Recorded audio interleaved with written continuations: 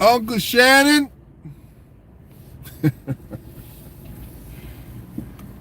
Shannon Sharpe, are you okay? Uncle Shannon, you okay, man? Listen, let me tell you people what is wrong with Shannon Sharpe. Okay? It ain't what you think I'm gonna say neither. Let me tell you. It is, I call it the demographic conundrum. Me and Uncle Shannon, a lot of brothers like me, a lot of brothers like Uncle Shannon, are in this demographic conundrum. What does that mean? We are men of a particular age. We've been around for a while. You know, brothers like Uncle Shannon have gone to they've got their athletic heights behind them. They have their accolades behind them. However, they're still men who can handle themselves, right? And so this conundrum got Uncle Shannon, who is really a grandpapa, he's really a grandpa, but he built like a brick house. He can handle himself. This is part one. Now you got another generation who don't really have a lot of respect for dudes in our demographic who don't give appropriate respect to the next generation. Uncle Shannon has a big problem with that. Uncle Shannon, you got a big problem with that. Because your version of sports media is distasteful to many of us black men, young black men alike. And a lot of people don't have respect for a guy who we should have respect for. Uncle Shannon, 2 years ago, you're bulletproof. A lot of brothers liked you. A lot of brothers were like, yo, man, Shannon is okay. Shannon's hilarious. One of the funniest guys on TV. He's can't miss TV. All these kind of things they were saying about you. Until this whole Kyrie Irving thing came up, and you kind of showed yourself a little bit to us that you're not really. I don't want to call you names, Uncle Shannon, because you're a black man, and you know you disappointed us. Is what I'm trying to tell you, and you disappointed us with your position there. And now you got Skip talking crazy to you, right? You're under a lot of pressure there, where the Jewish community that you were defending and advocating for, it's been propping you up as of late, sitting right across the street from you, telling you you're nothing, telling you you're nobody, you're not good, doesn't matter if you're in the Hall of Fame, blah blah blah. Speaking from a position, you've put yourself on an even platform with a guy who's done nothing, giving him a voice, giving him the capacity to criticize you, talk crazy to you, and you know you can't go too far. So now what do? You go hustle yourself down. You go hustle yourself down to the basketball game, and you want to come and have a conversation with your own people now. Not even your own, you're having a conversation with young bucks, young people who could be your kids. Imagine me going to my son's basketball game, right? My son's 30 years old, Uncle Shannon. I go down to his basketball game and I start an argument with his people now. The generation that looks at me and doesn't even call me by my name, they call me Mr. Brayton. Xander's dad. They're referring to me like that. I'm going down there having a chest beating contest with them, little young fellas. They walk in the gym respecting me. They're supposed to walk in the gym respecting you too. But you in a relationship, a generational conundrum, right? A demographic. I said it like that. A demographic conundrum. Because the bottom line is, you are their father. You could be a grandpapa. Right? And you could also date the same chicks that like them. You in that demographic. And you try to prove yourself. You try to prove you're a tough guy amongst kids that already know. But they don't respect you, man. They don't respect you. And this is this whole thing about black men 45 to 55 or 45 and up. You guys have to understand who you are. It doesn't matter what job you got. You got to understand who you are. I was at my job the other day, young Ghanaian guy. He said, you know, we gave you a nickname. I'm like, what do you mean you gave me a nickname? You give me a nickname, right? He said, we gave you a nickname. He said, you're Happy Killmonger. I said, what? He said, yeah, man, when we look at you, we know that you got it, but you're happy. You're not unpleasant to us, right? Because I got a lot of brothers in my demographic, racial demographic, who do not have the position I have around me. And so when I now advocate for certain aspects of their jobs, right, they respect that. I see how they're being treated, and I'm like, no, I'm one of y'all. I want to make you guys know, I'm one of y'all. I'm one of you guys. If I have to prefer one or the other, I'm going to prefer you, because this is not an even playing field. I know it's not. I know it's hard on you guys. So I speak to them extra. I give them preferential treatment when they have to do specific things in areas I control. I do that because I realize there's been a lot of time when those dudes did not get the respect. One day, I asked them to move a truck when I first got there. One brother pulled me up. He said, hey, man, listen, those guys would never move for us. So when we're here, we do what we have to do, because if we had to ask these guys the same favor, they never do it for us. I said, bro, thank you for telling me that. That's good information. I'm going to make sure I put that. And because you told me that, I'm going to make sure you guys get preferential treatment. Thank you for letting me know that. And that's what I did. Anyways, Shannon. Brother, you have a lot to make up for in the eyes of especially kids in the NBA now. You know, you fighting with Ja Morant's daddy. You fighting with Dylan Brooks. You got Steven Adams running up on you. You should just sit in the box seats now. Grand Rising everybody. Ain't nobody voting Trump over here. So I know who is this? The Confederate what? Man, nobody's voting Trump over here, bro. There's no Trump voting going to happen over here. I don't care what y'all got to say. All you black Trump supporters, you can unsubscribe right now. Anyway, but I'm just letting you know, man. Like, you can't carry yourself in a way that affords you to become an enemy to people that look like you. Are you crazy? You're acting wild, bro. And I understand it. You want respect. But you got to give respect to get it. Peace to you. Peace to everybody. Good morning to everybody, Yvonne. Grand rise to everybody. We're dealing with a generation of young black men.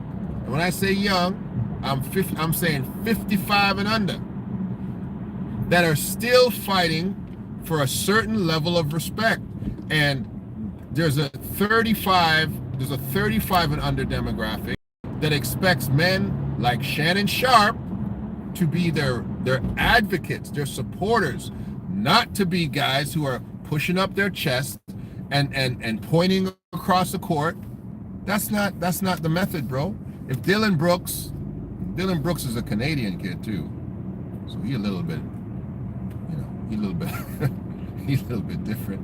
We Canadians a little bit different, but he don't have respect for you. I don't know what the beef is, but if he don't have no respect for you, Dylan Brooks not a little guy neither. He's a big old cat himself. Dylan Brooks, what, 6'7", 6'8", 240 pounds, 250 pounds, right? He's a big grown man himself. He don't respect you?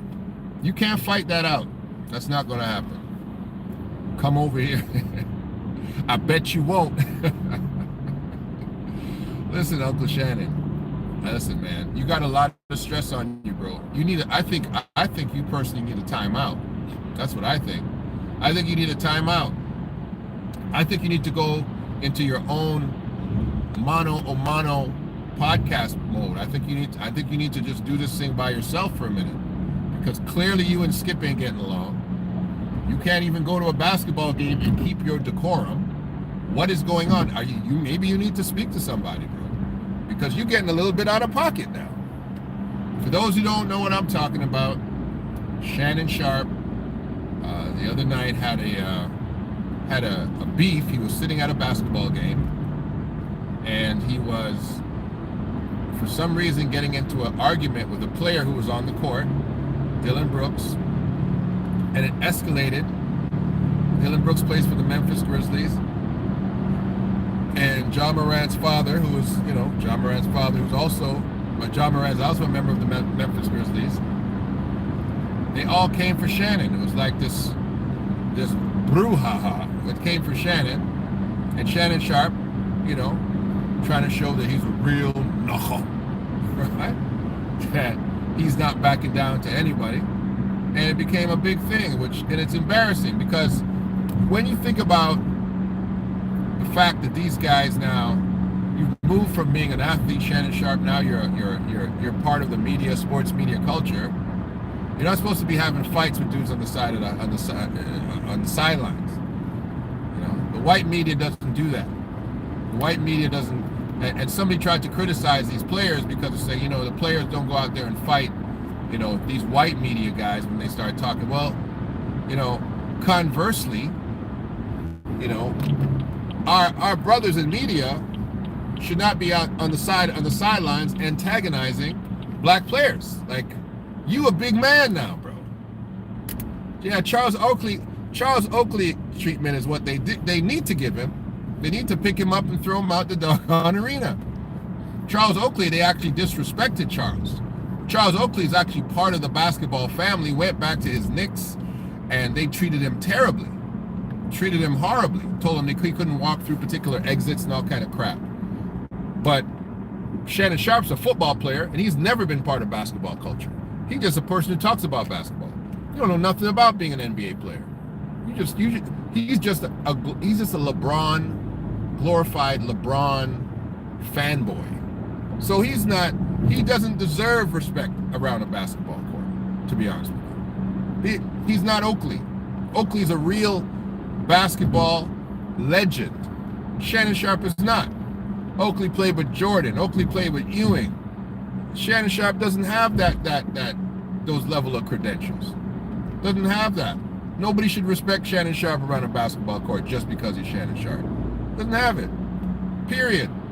Okay, you should sit down and shut up. In fact, you should go in a box seat. You shouldn't even be on I know those weren't your seats. They weren't even his seats. I know you didn't buy yourself courtside seats to no game. Somebody gave you them seats. You in borrowed seats, acting up? Come on, man. Oh, God. You in borrowed seats, man, acting up. Thanks, Mark.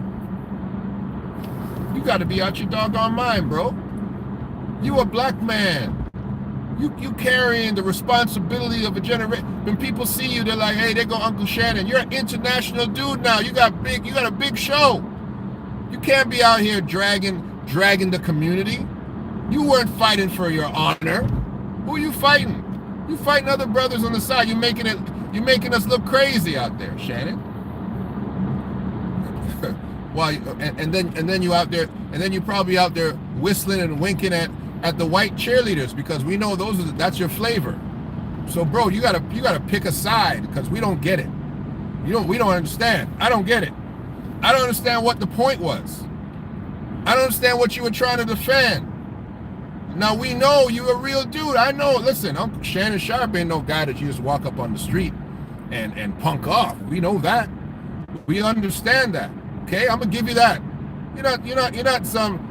Just because you're on the other side of your career doesn't mean you're a pushover. Ain't nobody ever called you a pushover. We see your push-ups and we see your structure and everything like that, Shannon. But you gotta have some doggone sense. That's what we're trying to say.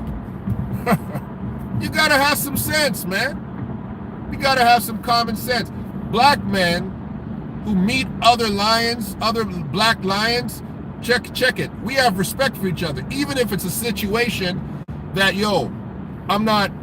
we're not parring. You have a level of decorum and respect, unless you have real beef.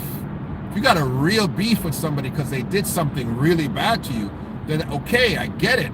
But you're still not going to take that out on a basketball court in the middle of a game. Shannon Sharpe.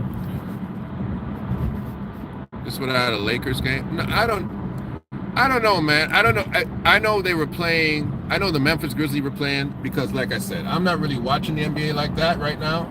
I've decided to give the NBA entire season. I've written off the NBA for the season I might pick it up again next season, but for this season, I've written it off. I saw it in my, I don't know what to call it, my news feed or whatever, and I did my little investigations and checked it out, and I said, this boy's acting badly. This is bad. This boy's acting very badly right now. He's acting very badly, Uncle Shannon. Okay? Somebody needs to sit down and have a conversation. You need to go talk to your mom or something. Something needs to happen. Somebody needs to give you a hug. You need to go have, a Becky, what do they call it? Yeah, you need to have maybe a Becky intervention. Go gather yourself a couple of those little young ladies that you like, and they can sit down and tell you how to act like a black man with some control, the black man that they're attracted to. Shannon, man, you stop. You're doing too much, man. You're doing way too much, bro. You've been in the media negatively for too long right now. Like it's been a couple of months. You acted up a couple of months from November till today, right? From November with Kyrie, then the Kyrie thing went off, and then you're fighting back and forth with Skip, and now this. You need a holiday. You need a holiday. You need to go somewhere. You know what I'm saying? You need to go somewhere. Like a brother like you need to go maybe to Iceland or something, because we know you don't want to go to a black country. You need to go, I don't know, Sweden, and have a little holiday. Some of them snow bunnies you like. I mean, you obviously need a break, bro, because you're acting out right now. You're doing a little bit too much. I mean, you give me Shannon Sharpe money, I'm going to the basketball game too. I'm sitting on the sidelines too. But I'm cooling myself, okay? I'm laughing with executives and we go to the golf. I'm doing all that. I don't know what you're doing out there, like you playing hood with millionaires. You acting like none of those guys in the court are hood guys no more. The minute that you get to 50 million, you're not a hood Negro no more. So none of those guys should be acting like that. In fact, if I got to fight, I'm going to have dudes do it for me. I'm going to be like, hey, go slap him one time for me. Go slap him one time. I'll give you a bonus, because go throw a drink in his face. I don't want to get up. These shoes are new. That's how I would be. That's how I would be. This suit's made of cashmere, because I have to press it special. Just listen here, put on my glove and just slap him right one time. I wouldn't even do it. Shannon out there fighting for himself. You dummy. He seems to be comfortable in his delusions. I don't know, man. He doesn't have aggression towards Skip. He knows he needs to, yeah, exactly. He's cool with Skip, because Skip is a senior citizen. It would look stupid fighting him to get his respect back after. Yeah, that's what it is. He's trying to get his respect back, but you know what? It's like this, right? The Secretary of Common Sense. Praise God. Listen, it's like this.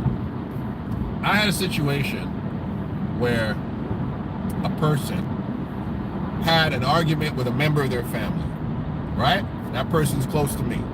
So they have an argument with a member of their family, and I'm like, and they can't fight back their family member, right? So I'm like, oh boy, because I know what's coming next. That person's going to have an argument with me.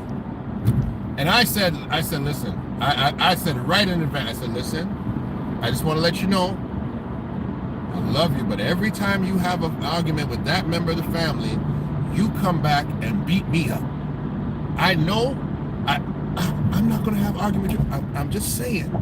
Just please think about that in the next few days when you and I have any level of interaction. But doesn't matter if that disclaimer goes out. No matter what, that venting has to come somewhere. And this is what's happening with Shannon Sharpe, is that he feels disrespected as a black man. He feels disrespected as a Hall of Famer. He feels disrespected as a member of social media, sports media. And now, who does he go after? He goes after his own. He wants to fight with his own. Calm your black ass down, Uncle Shannon. That's what I'm telling you right there. Everybody ever have an old uncle or old daddy who's like, listen, boy, calm your black ass down. And that's what usually happens when you're a young buck and you get up to the older uncles right? When you get up to the older uncles and they know they don't really want to fight you because you're young and you're still strong. And they just say, somebody stands up and slams the table and says, calm your black ass down. That's what Shannon needs. We need to get that mom from Good Times. Remember Good Times? And she needs to just smack the table. Say, damn, damn, damn, damn. Shannon! You acting out, boy. How are you doing that at a basketball game? And then you gotta crawl your behind back to your show and sit down in front of them nice white people that you be doing business with. And sit down and be like, fix your glasses. Skip. I was a little bit out of character the other day and I'd like to apologize. That's what's gonna happen. They're gonna make you apologize for acting the damn fool on the street, and that's not even a real apology. We're gonna laugh at you. You better not apologize. You better say, listen, man, I had to go out there and I had to teach them little Negroes a lesson for talking crazy to me. Don't come out here talking crazy. Don't do it to me. I'll smack you wherever I see you. I have more respect for you if you do that. I know they're gonna make you prop up yourself, put on a necktie, and get out there and give yourself a good old-fashioned self-whooping. Self-whooping. They're gonna make you whoop yourself. That's what they do to us now, right? They make you go out there and whoop yourself. Right? Like when your grandmother be like, go cut the switch. Go out there and cut me a switch to beat yourself. Go cut me. That's what they do to black men now. They get them to do their own apology tour. Go out there and cut me a switch. That's right. And at least your grandmother would whip you herself. Now they be like, now go beat yourself. Go stand out there and flog yourself. That's right. Once, twice, do it again. We want you to go on this show and flog yourself again. That's what they're gonna make him do, dummy. And just emasculate you even more. Gosh, bro. Some black people need to just take the money and run. Right? Some of y'all need to just get rich and just disappear. Period. Just fade to black, literally, and just have a quiet life. Charlie Villanueva. Have you guys followed Charlie V on Instagram? Charlie V is out there living his best life, buying cars, showing you how to flip money, how he's using our property. He's out there living his best alopecia life. Charlie V. I say, Charlie V, man, thanks for the advice, Charlie V. Charlie V responds to his Instagram followers, everything. Some people need to retire and just go sit down somewhere. And in the case of Shannon Sharpe, bro, I think it's time.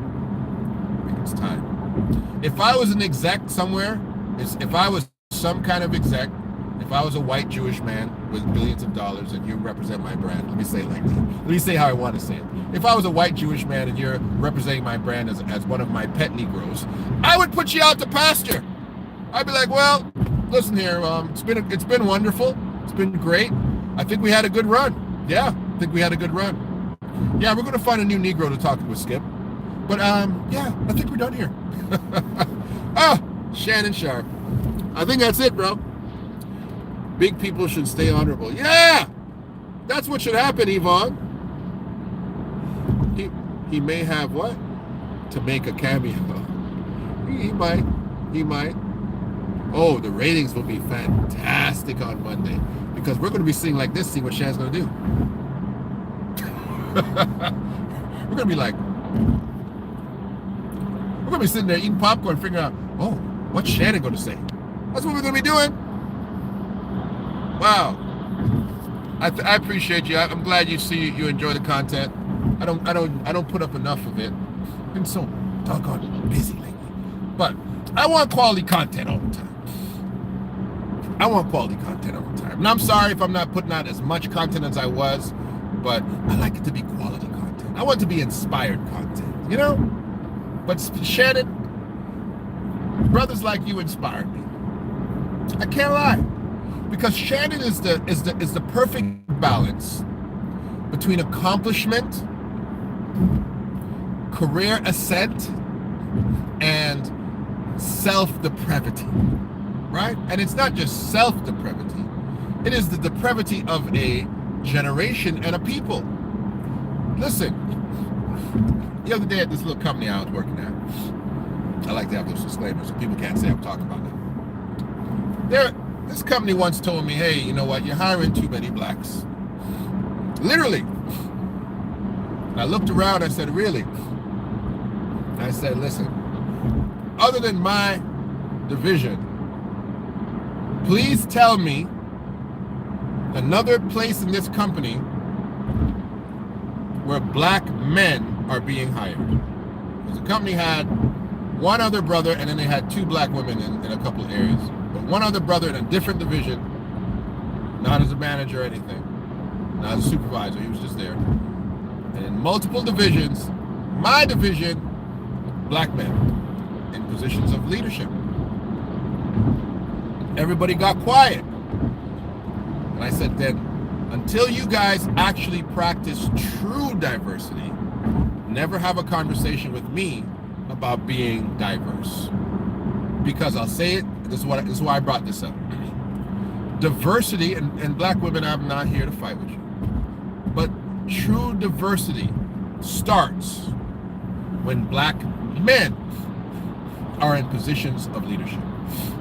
True diversity begins, black women being in a company, a lot of times, and ladies, again, I'm not diminishing your accomplishments, your worth, and the fact that you should be definitely part of the conversations, but black women are used to facilitate demographic shortages.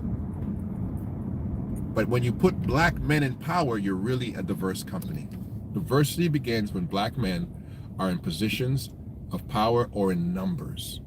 That's when you have real diversity, when you put black men there, right? Because that's the stereotypical fear, is not the fear of black people only, but it is chiefly the fear of black men and black men in positions of power. That's the chief Eurocentric fear. And so when you have black men in positions of power and influence, and they act like Shannon, what it does is it emasculates on a stereotypic macro level black men everywhere. Because this is what the Euro, the Arab, the Chinese, the non-black face, mind, and entire non-black diaspora of people say, see, that's why you can't do that with black men. Can't put him there. Look how he's acting. Oh no, he might be another Shannon Sharpe. You go now, the next guy that goes wants to have a position of power, and he looks like Shannon Sharpe. Oh, hey, you kind of remind me of Shannon Sharpe. Why are you saying that? Why are you saying that? Why do I remind you of Shannon Sharpe? Oh, you wear your suit nice and yeah, whatever.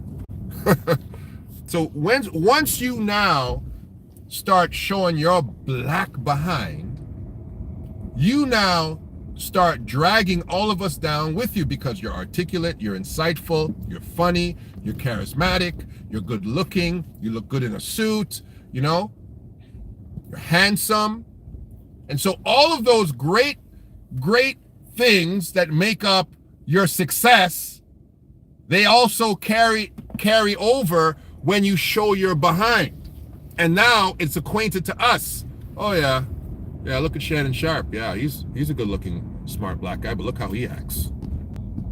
Yeah, you think this guy's any different? That's how their mind works, unfortunately. And I'll tell you right now, people, listen. I think we talk about racism too much. Listen, this is not even about racism. This is about programming. This is about anti-black programming. Shannon is feeding it. It is an algorithm in people of non-color, I'll call you that. It is an algorithm in non-black minds that, anytime they could blow up on you. They could explode on you at any time. You better be careful. And it's like, you can put them in some positions, but you can't put them in others. You can't, they're not really people persons. You can't, they'll blow up on you. All these kind of craziness, like Shannon is helping recreate this narrative that is a secret narrative in the minds of individuals of power and privilege. And I'm telling you, bro, it's not good. It's not good. Yeah, we do it too often. We do it too often. So I just wanted to come on here and just say my little piece about Shannon Sharpe, and say my little piece about, you know, the black experience. I got a little soiree to go to today, so I gotta buy some fancy socks. It's about fancy socks for me sometimes. But this is another thing. There is something that I'll close with this, and I call it the disqualifying statements. I'm gonna use it like that.